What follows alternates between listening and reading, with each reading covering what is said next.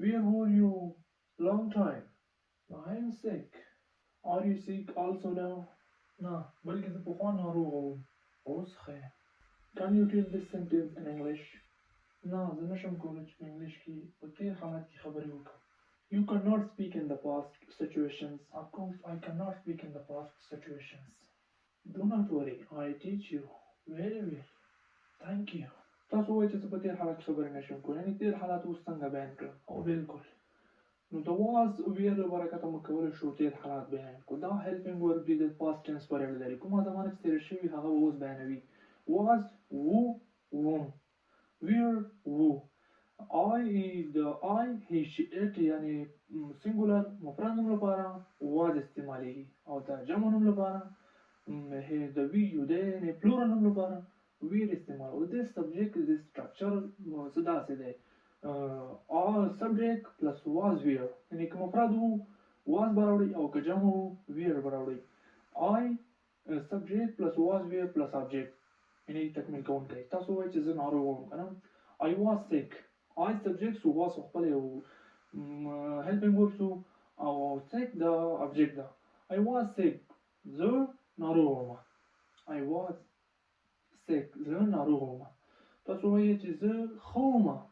هغه څه ټینشن نشته. I was good. زه ښه وم. یوازې دغه سټرکچر په یاد ولرئ. دې سټرکچر له برکته به تاسو ډېرې زیاتې جملې جوړې کړئ په خپله. تاسو وایئ چې زه وږی وم. I was hungry. زه وږی وم. I was hungry. زه وږی وم. وایئ چې زه په قهر وم. I was angry. زه په قهر وم. یا تاسو په قهر وئ. You were angry. تاسو په قهر وئ.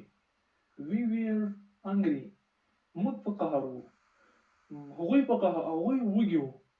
They were hungry. هغوی وږي وو. نو په تېر حالت کې د خبرو کولو لپاره به له was were څخه کار اخلو. دا هیلپینګ ورب دی په جمله کې د دې راتلل، یعنې په تېر حالت کې تېر حالت سچویشن تېر شوی وي. اوس به یې څنګه بیانوو؟ د was were له برکته به بیانوو. د هیلپینګ ورب دی. نو امید کوم چې ته به پرې پوه شوې. دا سټرکچر وکاروه. یعنې تاسې ډېرو جملو باندې کارولی شئ. زه وږی وم، زه تږی وم، زه روان وم، ما منډې وهلې. یعنې کوم حالات یوازې د حالات لپاره یې کارولی شو، سچویشن لپاره. ما منډې وهلې، زه وږی وم. I was run.